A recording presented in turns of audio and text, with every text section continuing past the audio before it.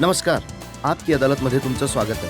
आपकी अदालतमध्ये आज आम्ही अशा व्यक्तिमत्वाला सादर करणार आहोत ज्यांनी आयुष्यभर आपल्या लेखणीने इतरांवरती आरोप लावले, इतरांना एक्सपोज केलं, त्यांना प्रश्न विचारले. पण या आठवड्यात फायनान्स मिनिस्टर पी चिदंबरम यांनी अरुण शौरी यांच्यावर आरोप लावून सर्वांना चकित केलं. अरुण शौरी यांनी इच्छा प्रकट केली आपकी अदालतमध्ये येऊन आरोपांचं स्पष्टीकरण देण्याची, प्रश्नांची उत्तरं देण्याची. सादर आहे आजचा खटला अरुण शौरी यांच्यावर. Former union minister Arun Shourie Aap Ki Adalat मध्ये हजर व्हा.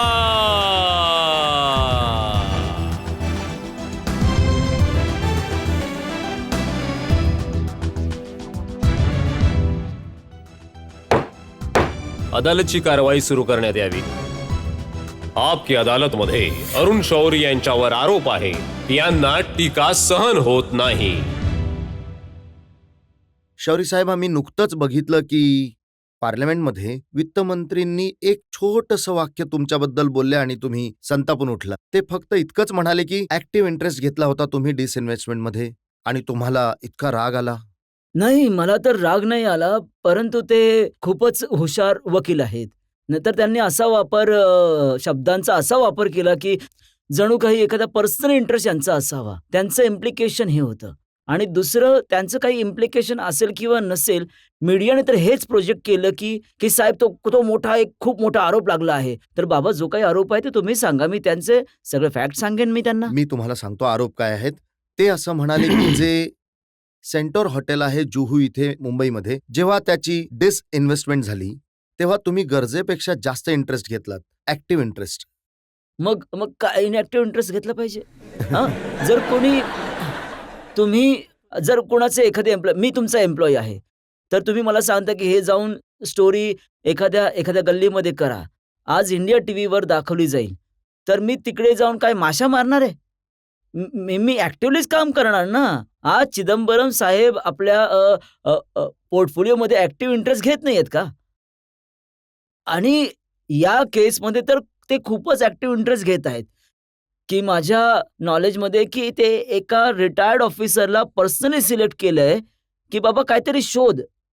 हा काय इनॅक्टिव्ह इंटरेस्ट आहे का? त्यांनी काय शोधलं याचं मी तुम्हाला उदाहरण हां. देतो. ते पार्लमेंटमध्ये म्हणाले की जेव्हा हे हॉटेल डिसइन्व्हेस्ट झालं तेव्हा याच्या सेलचा निर्णय झाला. त्यावेळी अजित केरकर एअर इंडियाच्या बोर्डवर होते आणि त्या कमिटीमध्ये होते ज्यांनी हा निर्णय घेतला की या हॉटेलला डिसइन्व्हेस्ट केलं जावं. सर, हे माहितीये का, हे जे हॉटेल्स आहेत, हॉटेल कॉर्पोरेशन ऑफ इंडियाचे, हे याचा निर्णय जेव्हा घेतला गेला ना की बाबा यांना डिसइन्व्हेस्टमेंट केलं जावं आणि हे रेफर केलं गेलं की डिसइन्व्हेस्टमेंट कमिशनला.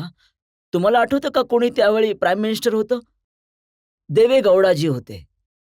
आणि त्यावेळी कुठलीही डिसइन्व्हेस्टमेंटची मिनिस्ट्री नव्हती. फायनान्स मिनिस्ट्रीच डिसइन्व्हेस्टमेंट बघायची. त्यावेळी फायनान्स मिनिस्टर कोण होते बरं? हेच पी चिदंबरम.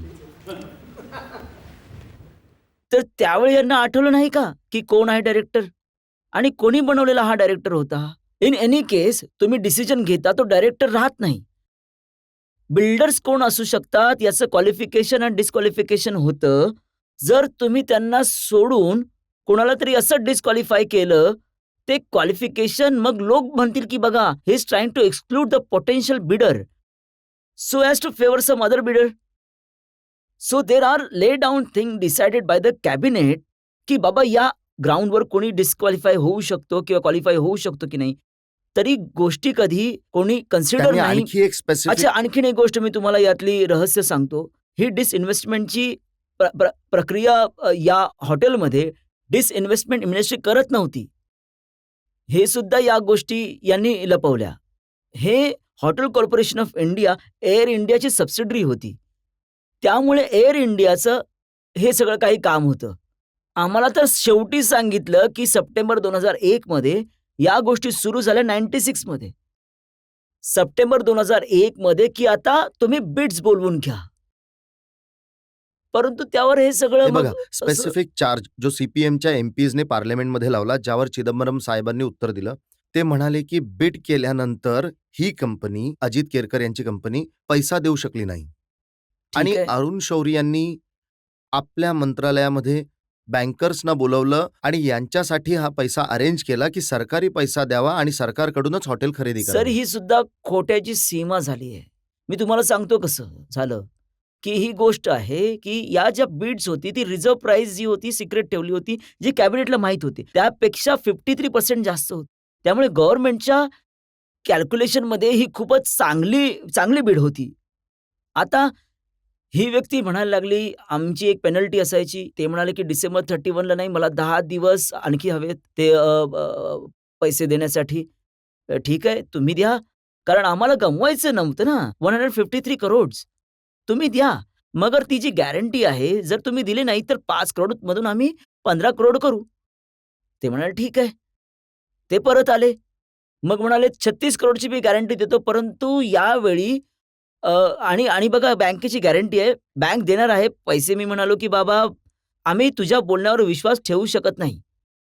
तर ते म्हणाले, "बँकर स्वतः येऊन तुम्हाला सांगतील, जर तुमचा माझ्या बोलण्यावर विश्वास नाहीये तर विश्वास." तर बँकर्स त्याप्रमाणे आले. ते म्हणाले, की "साहेब, मी म्हणालो, की "मी यांच्या बोलण्यावर विश्वास नाही ठेवू शकत. आता तुम्ही सांगा, की तुम्ही यांना लोन द्याल का?" आणि तुमच्या असेसमेंटप्रमाणे हे कमर्शियल चांगलं प्रोपोजिशन आहे का? त्यापैकी एक म्हणाले, की "हो." मी तेव्हा म्हणालो, की "तुमच्या बोलण्यावर विश्वास नाही ठेवू शकत. तुम्ही रायटिंगमध्ये द्या."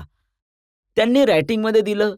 त्याच्यानंतर मी म्हणालो, की "नाही, आता मी तुमच्या रायटिंगवरही विश्वास ठेवू शकत नाही, जेव्हा की 4 दिवसामध्ये तुमचं हेड ऑफिस तुम्ही बोललेल्या या गोष्टी कन्फर्म करणार नाही." त्यांनी कन्फर्म केल्या.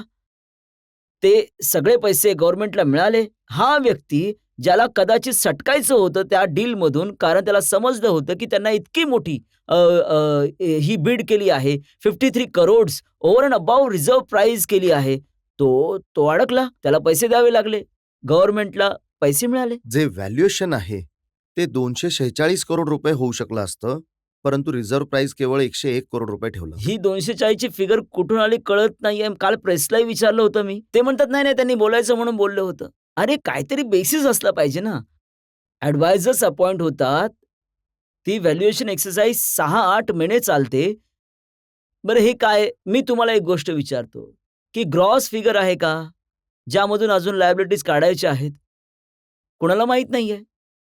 या फिगर 90sच्या आहेत, की जेव्हा हे हॉटेल 27 करोडचं प्रॉफिट बनवत होते आणि इतकं पडलं होतं, की याची ऑक्युपन्सी बॉम्बेसारख्या जागी 43% ही नव्हती.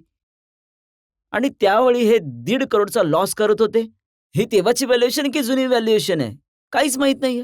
पण 240 करोड. त्यामुळे मी म्हणालो, तुम्ही सगळे हा रिपोर्ट, ॲडवायझरचा रिपोर्ट, जॉइंट सेक्रेटरीची जी कमिटी होती त्यांचा रिपोर्ट आणि कमिटी ऑफ सेक्रेटरीज जो की कॅबिनेट सेक्रेटरी प्रिसाईड करायचा, त्यांच्या व्हॅल्युएशनचा जो डिसिजन होता, ह्या सगळ्या गोष्टी पब्लिक केल्या. अरुणजी, हे जितके आरोप आहेत हे काही पहिल्यांदाच लागले नाहीयेत. जर पाहिलं 21 जुलै 2004ला त्यावेळी सीपीएमच्या याच मेंबर्सने पार्लमेंटमध्ये हेच प्रकरण उचललं होतं. फेब्रुवारीमध्ये पुन्हा हेच प्रकरण निघालं होतं आणि चिदंबरम साहेबांनी पुन्हा उचललं आहे. तर म्हणतात ना, की जर काही धूर दिसतोय तर कुठे ना कुठे आग असेलच, ठिणगी तर असेलच ना. नाही सर, 19 डिबेट झाल्या होत्या पार्लमेंटमध्ये. डिफेन्सवर एक नव्हत्या त्या 5-6 वर्षामध्ये. 19 डिबेट डिसइन्व्हेस्टमेंटवर व्हायच्या. 1000 पेक्षा जास्त प्रश्नांची उत्तरं दिली गेली होती पार्लमेंटमध्ये. पण हा एक रूल होता, ऑपरेशनल रूल. काही इश्यू नाही मिळाला तर डिसइन्व्हेस्टमेंटमध्ये काही नाही मिळालं तर मिळालं. व्हॅल्युएशनचं ठीक नाहीये.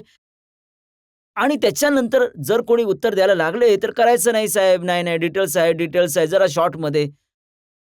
सो आम्हाला तर वाटतं, की बाबा ह्या गोष्टीवर उघडपणे डिबेट व्हावी आणि 10-10 तास डिबेट व्हावी आणि तुमचं म्हणणं अरुणजी, अगदी डिबेट योग्य तर आहे. हे बघा तेव्हाच होईल जेव्हा जेव्हा तुम्ही तुम्ही लोक एकदम बरोबर पार्लमेंटमध्ये बोलताय. जाल. तुम्ही लोक तर पार्लमेंटला बॉयकॉट करून बसले आहात. नाही. सर ती वेगळी गोष्ट आहे. ती गोष्ट यामुळे कारण कारण की मी पाहिलंय गेल्याच वर्षी. मी तुम्हाला फ्रँकली सांगतो, हा काही पार्लमेंटवर आरोप नाहीये. माझ्यासारख्या व्यक्तीसाठी पार्लमेंटमध्ये आता जाणं अजिबात काही अगदी निरर्थक आहे. कारण कोणीही काही ऐकायला तयारच नाहीये ना. आधी हे लोकं ऑपोझिशनमध्ये होते तेव्हा हॅकल करायचे. आता हे ट्रेजरी बेंचमध्ये असून सुद्धा कोणालाही ऑपोझिशनमध्ये बोलूच देत नाहीये. मी तुम्हाला उदाहरण देतो राज्यसभेचं. त्यामध्ये जसवंत सिंगजी जसं तुम्हाला माहीत आहे, की ते माइंडली बोलतात. यशवंत सिन्हा जेव्हा कधी बोलतात अत्यंत फॅक्च्युअली बोलतात. It's a pleasure to hear him. पण त्यांना बोलूच देत नाहीत. तुम्ही प्रेस कॉन्फरन्स कराल, तुम्ही टीव्हीवर अपिअर व्हाल आणि पार्लमेंटचा वापर नाही करणार का? नाही, जर कोणी बोलूच देणार नाही, तर मग ज्या लोकांनी आम्हाला इलेक्ट केलं आहे, आमचं कर्तव्य आहे की त्यांच्यापर्यंत सगळं फॅक्ट्स पोहोचवावे. आणि त्यामुळे तुमच्याकडे आलोय आम्ही. आणि सगळ्यांना वाटतं की पार्लमेंट चालावं. परंतु जसं की सगळे फॅक्ट्स दिले गेले आहेत, की का नाही चालत आहे? कसं जेव्हा ॲग्रीमेंट होत असतं, कुठून तरी दुसरीकडनं संदेश येतो की बाबा नाही, ॲग्रीमेंट नाही होणार. तर अंबिका सोनी आणि माझे मित्र संजय बाळू वगैरे असे स्टेटमेंट देतात की ज्या सगळ्या गोष्टी बनल्या होत्या त्या विखरून जातात. पण पहिल्यांदा असं होत आहे की विरोधी पक्ष आरोप लावणार, त्याऐवजी सरकार आरोप लावतंय. दररोज तुमच्या कुठल्या तरी एका मंत्रीवर आरोप लागतोय. पहिलीच वेळ आहे. ही पहिलीच वेळ आहे स्वतंत्र भारतामध्ये आणि कदाचित जगामध्ये की एका सिटिंग मिनिस्टरवर 420 ची केस कुठल्याही पॉलिटिकल ऑपोनेंटने नाही लावला. ते त्याच्या सरकारच्या वेळचे आरोप आहेत. कदाचित देवेगौडाजींच्या सरकारचा हा फर्दर स्कॅम सुरू झाला असेल. तेव्हाचे आरोप आहेत. इन्व्हेस्टिगेशन तेव्हा झाली आहे. कोर्टाने चार्ज फ्रेम केला आहे. आणि अशाच प्रकारे जेव्हा एक फॉल्ट सूट पकडला जातो गुजरातमध्ये की माझी कार फोडली गेली आहे, किंवा सुप्रीम कोर्टाचे इतके स्ट्रॉंग स्ट्रिक्चर्स येतात झारखंडबद्दल जे हे करत होते, किंवा आता सुप्रीम कोर्टाचे इतके स्ट्रॉंग स्ट्रिक्चर्स येतात की बाबा ह्या कशा केसेस दाबल्या गेल्या आहेत डिस्प्रपोर्शनेट असेट्सच्या एका मिनिस्टरच्या विरोधात. तर त्या सगळ्यांपासून डायव्हर्ट करण्यासाठी हे एक टेक्निक आहे की रोज कोणाच्या तरी विरुद्ध अशी गोष्ट निर्माण करा. चिदंबरम साहेब तुमच्यावर आरोप लावतात. लालू यादव जॉर्ज फर्नांडिस यांच्यावर आरोप लावतात. जॉर्ज फर्नांडिस नितीश कुमार लालूवर आरोप लावतात. आरोप प्रत्यारोपांचा एक काळ सुरू आहे. जनतेला हे समजणं खूप अवघड आहे की कोण खरं आहे, कोण खोटं आहे. या गोष्टी तोपर्यंत चालत राहतील जोपर्यंत मीडिया ब्रॉडकास्ट करत राहील कोणाच्याही अलिगेशन्सला सुद्धा, आणि कधीच कोणाच्याही अलिगेशनला एक्झामिन करणार नाही. अरुणजी, वाद आहे सत्ता पक्षाचा आणि विरोधी पक्षाचा, आणि सगळी जबाबदारी तुम्ही टाकली मीडियावर. नाही सर, नाही नाही नाही नाही. माझं मत आहे हे तुमचं बोलणं योग्य आहे की जबाबदारी तुमच्यावर मी टाकत नाही, परंतु मी तुमच्यावर ती एक संधी आहे या गोष्टीला ब्रेक करायची.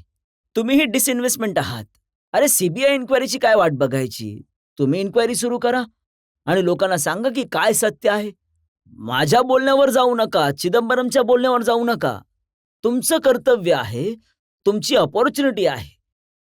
आपल्या सगळ्यांचं कर्तव्य आहे की आपल्या त्याच्या मुळाशी जावं. तेव्हा ही गोष्ट संपेल, की नाहीतर मग अशीच चालत राहील आणि त्याचा एक परिणाम होईल की कुठलाही प्रामाणिक ऑफिसर डिसिजन घेणार नाही. मी तुम्हाला इंडिया टीव्हीच्या वतीने हे वचन देऊ शकतो की आम्ही अशा प्रत्येक प्रकारच्या आरोपाच्या मुळाशी जाऊ. ना तुमच्यावर विश्वास ठेवणार, ना सरकारवर विश्वास ठेवणार. वंडरफुल. मी त्यासाठी तुमच्या सेवेत आहे. इन द सेन्स की तुम्ही कधीही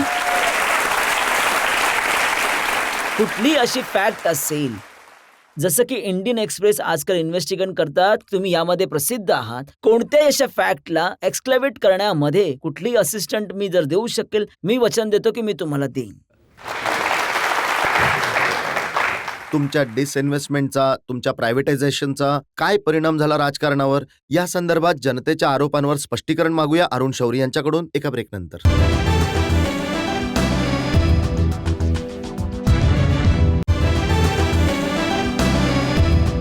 आपकी अदालतमध्ये आज आरोप आणि प्रश्नांच्या घेऱ्यामध्ये आहेत मागच्या सरकारमधील डिसइन्व्हेस्टमेंट मिनिस्टर अरुण शौरी. आपकी अदालतमध्ये अरुण शौरी यांच्यावर आरोप आहे की हे राजकारणात अयोग्य आहेत. शौरी साहेब, लोक म्हणतात की तुम्ही चांगले माणूस आहात, सुशिक्षित सज्जन माणूस आहात, तुमचं राजकारणामध्ये काय काम? सर, त्यामध्ये एक गोष्ट अशी की जेव्हा मी जर्नलिझममध्ये तुमच्या बरोबर होतो तेव्हा लोक म्हणायचे की हा इतका अकॅडमिक जर्नलिस्ट वाटत नाहीये, हा पॅम्प्लिफ्टियर आहे. तर त्यामुळे पण जर तुम्हाला असं वाटत असेल की राजकारण हे फक्त अशिक्षित लोकांचं काम आहे तर ती सुद्धा एक कॉमेंट आहे. तुमच्या पार्टीचे लोक असं म्हणतात की हे लोक पॅराशूट्स मधून उतरून राजकारणामध्ये येतात, आयुष्यभर पुस्तकं लिहिली आणि राज्यसभेच्या मार्गाने पार्लमेंटमध्ये आले आणि मग मंत्री सुद्धा बनले. जे पॅराट्रूपर असतात ते आर्मीमध्ये चांगलं काम करतात, युजफुल काम करतात. तर हे तर परंतु तुमचं म्हणणं योग्य आहे. कित्येक लोक आमच्यापैकी कदाचित जनरल इलेक्शन सुद्धा नाही जिंकू शकत. त्यामधले कदाचित डॉक्टर मनमोहन सिंग सुद्धा आहेत, कारण ते सुद्धा राज्यसभेमध्येच होते. म्हणूनच जे लोकसभा जिंकून येतात, अनंतकुमार सारखे तुमचे साथी मंत्री होते, त्यांनी पार्टीच्या इंटरनल फॉरम्सवरती आरोप लावला की शौरी साहेब, जर आपण इलेक्शन हारलो शौरी साहेबांच्या नीतींमुळे, तर हे तर पुस्तक लिहायला लागतील, आम्ही काय करायचं? नाही, तसं आनंद कुमार माझे खूप चांगले मित्र आहेत. कदाचित त्यांना माझं एक्झाम्पल दिलं असेल, परंतु त्यांचं म्हणणं योग्य आहे. आणि मी त्यावेळी 17 पुस्तकं नाही 18 पुस्तकं लिहून झाली आहेत आणि 19वं पुस्तक मी काल कंप्लीट केलं आहे नॅशनल सिक्युरिटीवर. तर हे पुस्तकं तर लिहिली आणि मी एक रहस्य आपल्या आयुष्यामध्ये शिकलो आहे, की तुम्ही कुठल्याही प्रोफेशनमध्ये असाल, दुसरं प्रोफेशन सुद्धा तयार ठेवा. कारण माहीत नाही ते कधी बंद होऊन जाईल तुमचं. अरुणजी, जेव्हा तुम्ही मंत्री होतात तेव्हा सुद्धा इम्प्रेशन हे होतं की क्रुसेडर प्रमाणे काम करायचं. तर तुम्हाला कधी भीती नाही वाटली की असे निर्णय घेणाऱ्यांना कधी सॅक सुद्धा केलं जाऊ शकतं? नाही सर, ॲक्चुअली प्रेसवाले तर काय म्हणायचे, की बाबा आता ह्याचा पोर्टफोलिओ हिसकावून घेतला, यावेळी ड्रॉप होत आहे. तर मग ही अटलजी आणि अडवाणीजींचीच कृपा होती, की त्यांनी मला ड्रॉप नाही केलं. आणि जर ड्रॉप केलं असतं तर तुम्ही काय केलं असतं? तर मग ते 19वं पुस्तक आहे ते आणखीन लवकर लिहिलं असतं. आता तुम्हाला मला विचारायचंय की आपल्या राजकारणात अजिबात नैतिकता उरली नाहीये का?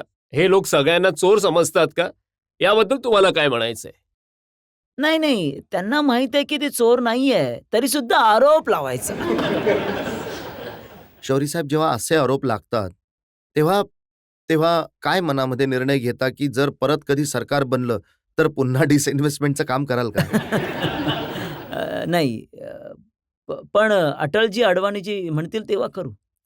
अदरवाईज काय फायदा आहे? असं मी तुम्हाला ते सांगतोय, की बाबा कुठलाही प्रामाणिक माणूस आपल्यासारखे, तुमच्यासारखे, माझ्यासारखे, सुरजितसारखे कोणी जिद्दी असतील ते करतील. परंतु दुसरा माणूस म्हणेल, की बाबा मला रिटायर व्हायचंय 2 वर्षांमध्ये. मी जनरल आहे. मग अशी नंतर इन्क्वायरी होईल त्याची, सोडा, फाईल फिरवा, कमिटी बनवा आणि तेच होत आहे. तुम्ही बघा डिफेन्स पर्चेसमध्ये इंडिया अशी कंट्री आहे जसं की 20-20 हजार करोड डिफेन्स मिनिस्ट्री रिटर्न करते, 10,000 करोड रिटर्न करते. ऑर्डर प्लेस होऊ शकत नाही. एक वेपन सिस्टमला ऑर्डर करण्यामध्ये 6-6 वर्ष लागतात. तर त्याचा काय परिणाम होत आहे? आणि स्पेशली हॉनेस्ट लोकांवरती. डिसऑनेस्ट माणसाला त्याला काही अवघड नाहीये लवकर निर्णय घेण्यामध्ये. त्याला माहीत आहे की क्रिमिनल केसमध्ये काही होणार नाहीये. परंतु हॉनेस्ट माणूस who does not want to get his own reputation, की त्याच्यावर काही आरोप असावा, तो म्हणतो सोडा यार. एका व्ह्युअरने आम्हाला मेल पाठवलाय. ते म्हणाले की अरुण शौरी खूप चांगले शेर म्हणतात. त्यांचा हा जो डायलेमा आहे की जेव्हा त्यांच्यावरती खोटे आरोप लागतात तर ते कसे व्यक्त करतात हे? हे चिदंबरम वगैरेच्या बद्दल हे जे आरोप लावतात, इनकी हाँ को हाँ न समझो, इनकी ना को ना न समझो. कोई और ही बोल रहा होगा, इनकी जुबान को इनकी जुबान ना समझो.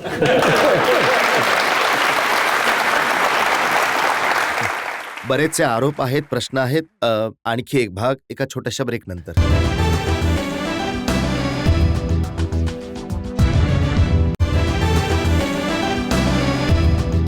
आपकी अदालतमध्ये आज आपण जनतेच्या बाजूने खटला चालवत आहोत एडिटर ते राजनेता बनलेल्या अरुण शौरी यांच्यावर.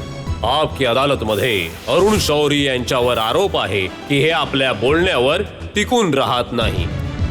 अरुणजी, बरेचसे एक्झाम्पल आहेत, पण आजसाठी एक मोठं उदाहरण मी घेत आहे. जेव्हा तुम्ही टाइम्स ऑफ इंडियामध्ये गेला होता तेव्हा तुम्ही म्हणाला होतात की टाइम्स ऑफ इंडिया हे वृत्तपत्र नाही, सरकार आहे आणि मला सरकारसाठी काम करायचं नाहीये. पण संधी मिळाली तर तुम्ही सरकारसाठी काम करायला लागलात. नाही, परंतु त्याचं एक आणखीन रहस्य आहे, की अशा वृत्तपत्रांमध्ये जे की सरकारप्रमाणे असेल, काम केलं नाही पाहिजे. परंतु अशा सरकारमध्ये ज्यामध्ये वृत्तपत्रांचं फ्रीडम असेल, तिथे काम करायला पाहिजे. अटलजींचं सरकार तसं होतं. जसं ज्यावेळी तुम्ही इंडियन एक्सप्रेसचे एडिटर होता 1987च्या नंतर, तुम्ही कॅम्पेन चालवलं होतं रिलायन्स इंडस्ट्रीच्या विरोधात. पण जेव्हा तुम्ही मंत्री बनलात तेव्हा तुम्ही त्याच कंपनीच्या कौतुकांची बरसात केली. नाही, आत्तापर्यंत तुम्ही म्हणत होता, की मी इतका हट्टी आहे, की सगळ्यांना नाराज करतो. परंतु यामध्ये माझे मित्र गुरुमूर्ती त्यावेळी खूप इम्पोर्टंट आर्टिकल लिहिलं होतं. हे दाखवलं होतं, की त्यामध्ये की जो रिलायन्सच्या कित्येक गोष्टी ज्या करत आहेत, ते त्यांच्या लायसन्सच्या कंडिशनच्या बाहेर जाऊन करत आहेत. हा त्यांचा मेन डॉक्युमेंटरी एव्हिडन्स होता. ते पेपरने छापलं होतं.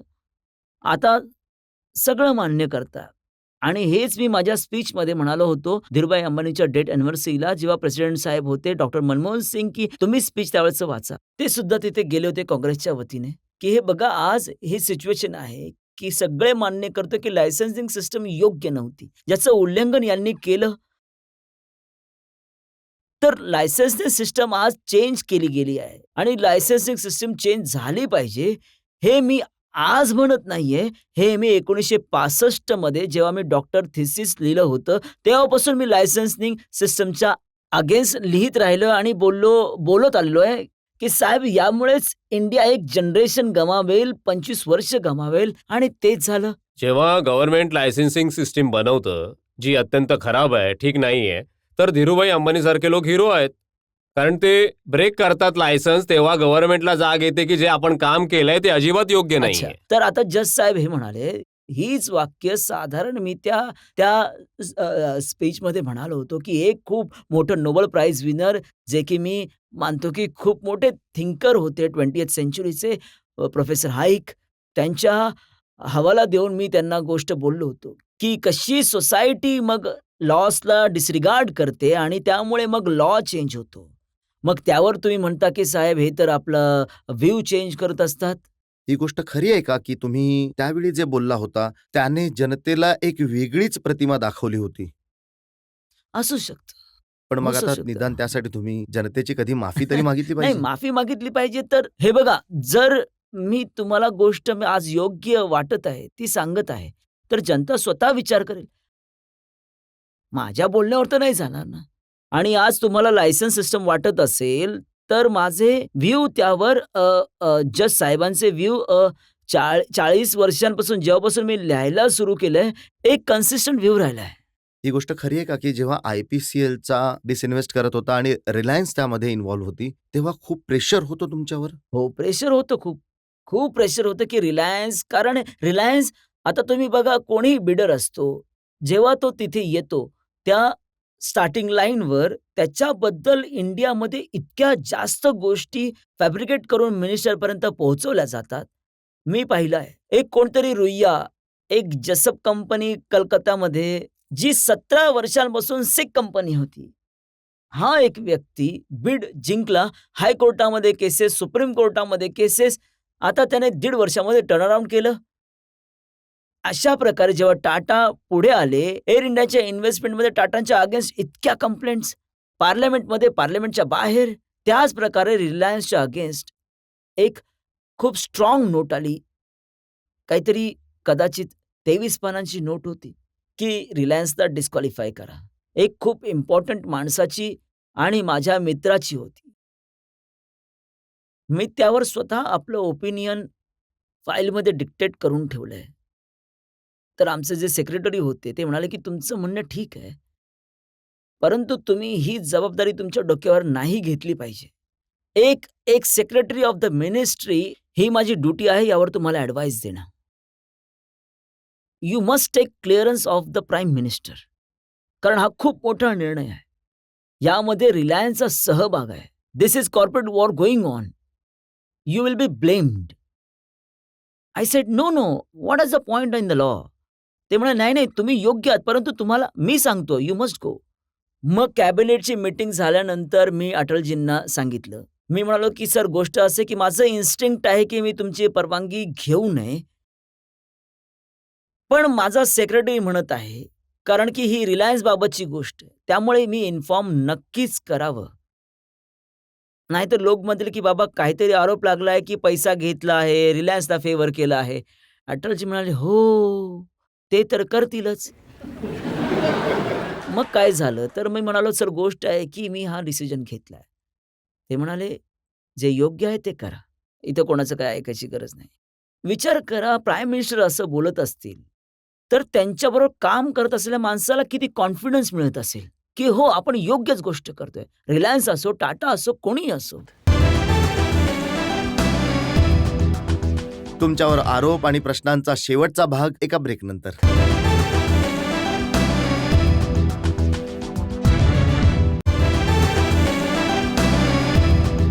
आपकी अदालतमध्ये आज आपण जनतेच्या बाजूने खटला चालवत आहोत अरुण शौरी यांच्यावर.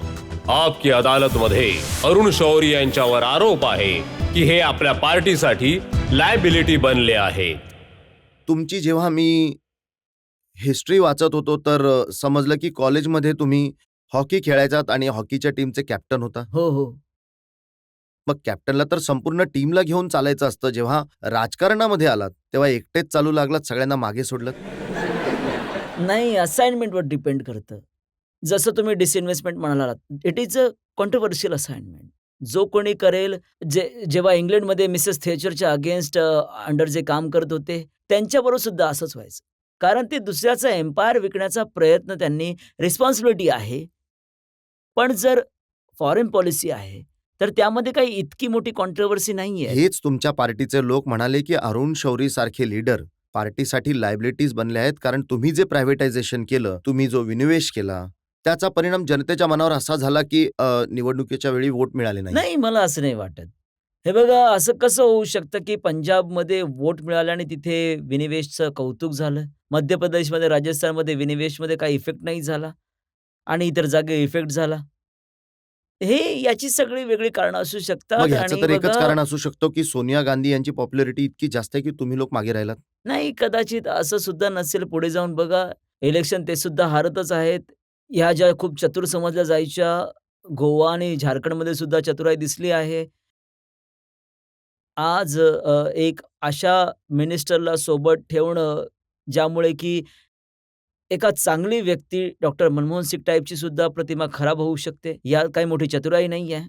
मला हे विचारायचं जेव्हा तुम्हाला नरेंद्र मोदी आणि काही इतर लोक जे हिंदुत्व किंवा फोनेटिक्स टाईपचे लोक आहेत त्यांच्यावर काम करावं लागतं तुम्हाला, त्याबद्दल काय म्हणायचं आहे? सर, मला इंडिव्हिज्युअल्सवर डिस्कस नाही करायचं, कारण की तुम्ही मिस्टर नरेंद्र मोदींचं नाव घेतलं आहे.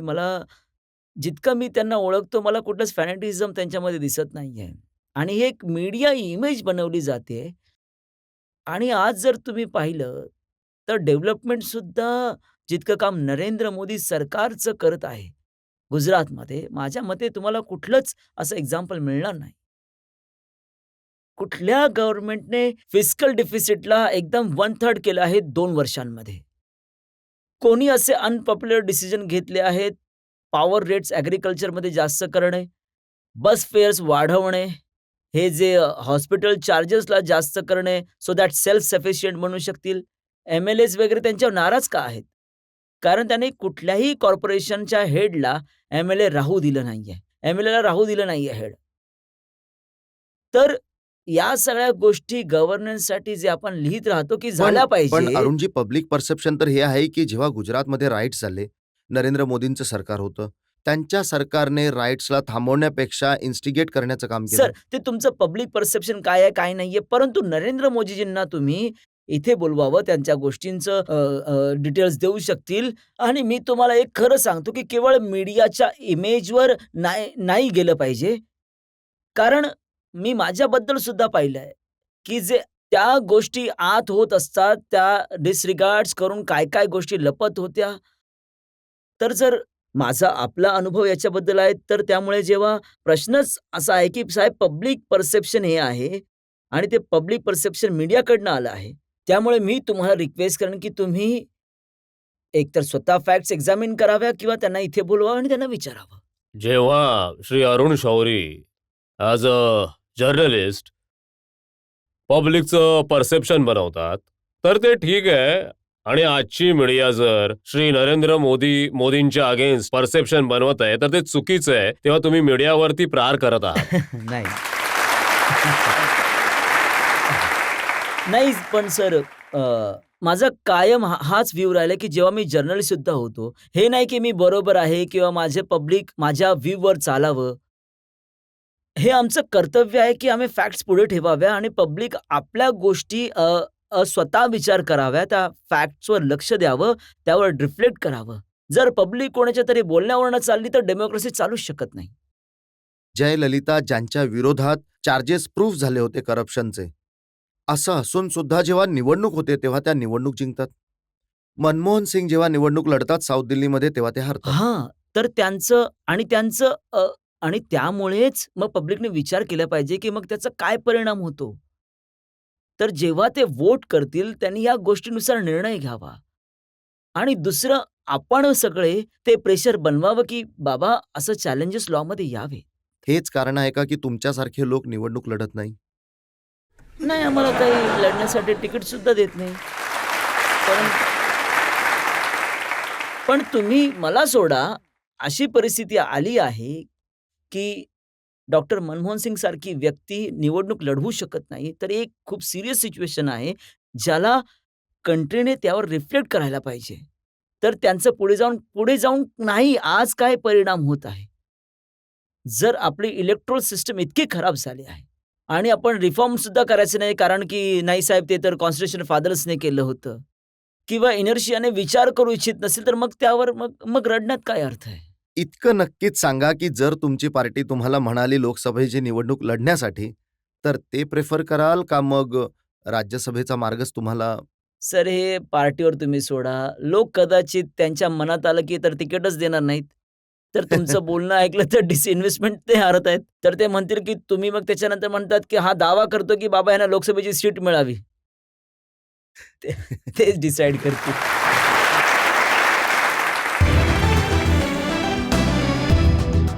आपण जनतेचे आरोप ऐकले, अरुण शौरी यांचं स्पष्टीकरण ऐकलं, पण जनतेच्या जजची काय कमेंट आहे या खटल्यावर हे पाहूयात एका ब्रेक नंतर.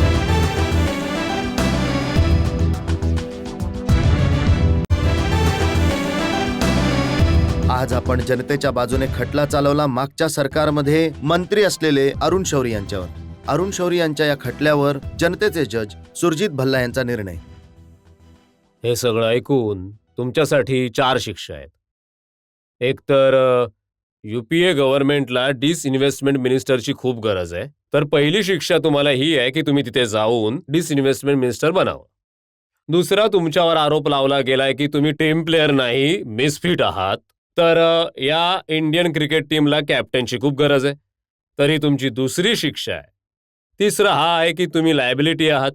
तर त्यासाठी शिक्षा आहे की तुम्ही पार्टी प्रेसिडेंट बनावं. मग त्यामुळे लायबिलिटी सुद्धा संपेल. आणि चौथी शिक्षा ही आहे की तुम्ही एक शेर ऐकवा.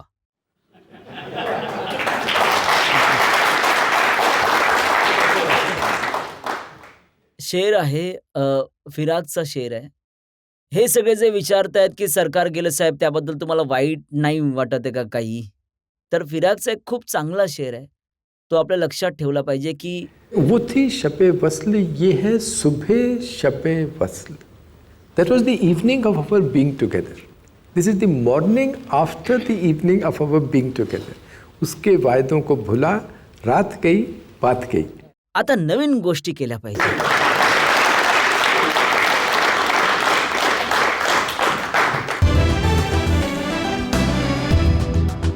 या आशेबरोबर की अरुण शौरी आपल्यावर आलेले प्रत्येक आव्हान स्वीकारतील, आपल्यावर लागलेल्या प्रत्येक आरोपांचा अशाच प्रकारे स्पष्टीकरण देत राहतील. आजचा खटला इथेच संपूयात. पुढच्या आठवड्यात पुन्हा भेटूयात आपकी अदालतमध्ये एक नवीन खटला घेऊन. तोपर्यंत नमस्कार.